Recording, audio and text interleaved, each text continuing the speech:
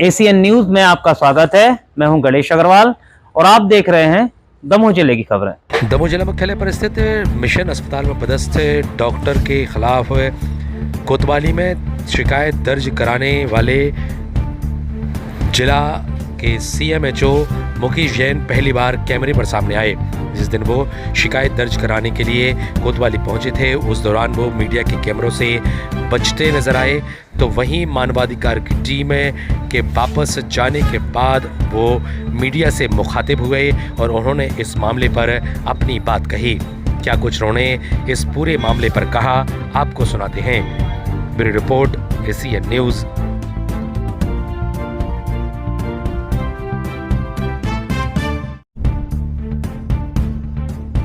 क्या मामला था, क्या जांच हुई? जैसा सबको मालूम है कि एक बहुत ही संवेदनशील मामला था। जब तक मेरे पास कोई पुष्टिकारक सबूत नहीं होते, मैं आपको आपको बयान दे देता। हमें इंक्वायरी दी गई जिसकी रिपोर्ट उन्होंने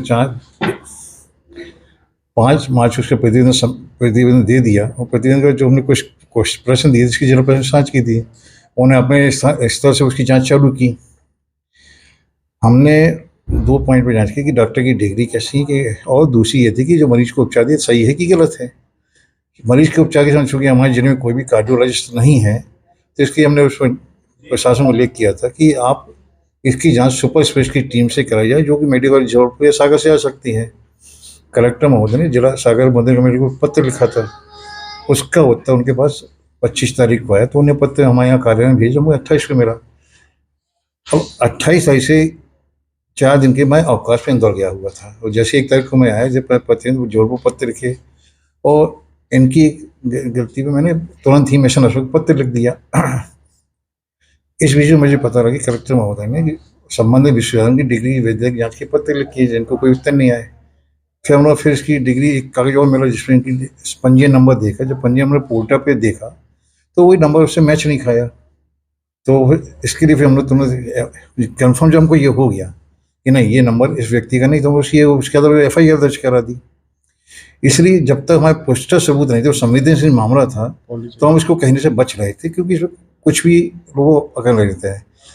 हमारे प्रतिवेदन पर पूरी कार्रवाई हो रही। अभी तक जो हमने प्रश्न किया उसी के आधार पर फर्जी इसकी डिग्री में शंका उस पर वो फर्जी निकली। तो इससे स्पष्ट है कि हमारा प्रतिवेदन बिल्कुल सही, हम लोग बहुत सही दिशा में जा रहे थे। हमारा ऐसा कोई भी कहीं उद्देश्य नहीं था कि किसी को तथ्य छिपाए जाए या प्रशासन को गलत जानकारी दें। राष्ट्रीय मानवाधिकार आयोग के जो अध्यक्ष, उन्होंने सीधा आरोप लगाया कि डिग्री 1 दिन में या 1 मिनट में दे सकते। हाँ, राष्ट्रीय मानवाधिकार आयोग के जो अध्यक्ष, उन्होंने सीधा आरोप लगाया कि आप डिग्री 1 दिन में देख सकते थे, लेकिन आपने इसमें 2 महीने लगाए। ये सिंपल कानूनी प्रक्रिया है कि किसी की डिग्री, कोई भी कागज की वैधता की जांच वही कर सकते तो उसको इशू करता है। हम लोग उसकी इन्वेस्टिगेशन अथॉरिटी नहीं है। आपको कोई डिग्री मिली है, आपकी वैधता, आपको वो विश्वविद्यालय पक्का करके यह लिखे अपने लेटर पेड पे देगा कि नहीं ये डिग्री हमारे से जारी की गई या नहीं की गई। जब तक हमको नहीं, हम किसी की वैधता कैसे, आरोप तो कोई भी कुछ भी दे सकता है, वो एक अलग चीज़ है। मानवाधिकार आयोग की टीम आने के पहले ही देर रात आपने FIR करवाई, क्या कारण था? वो बस सहयोग कहना चाहिए।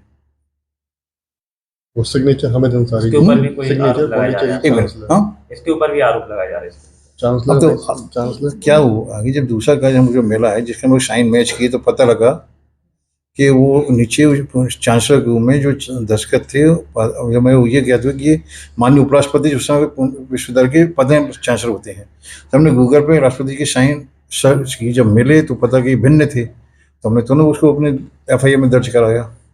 क्या पाया डिग्री में? पोर्टल वो समझ जैसे कोई भी ऐसी जानकारी नहीं है, लेकिन जो हम पोर्टल पे जो अधिकृत वेबसाइट पे इसके पंजीयन नंबर और माननीय उपराष्ट्रपति की जो हस्ताक्षर में भिन्नता है, इसके आधार पर शिकायत दर्ज कराई, उससे FIR दर्ज कराई है। सोशल मीडिया पे वायरल हो रहा कि आपका उनसे नरसिंहपुर कनेक्शन है, आप भी नरसिंहपुर में रहे, वो भी नरसिंहपुर में, ये क्या बात है? ऐसा कुछ भी नहीं है।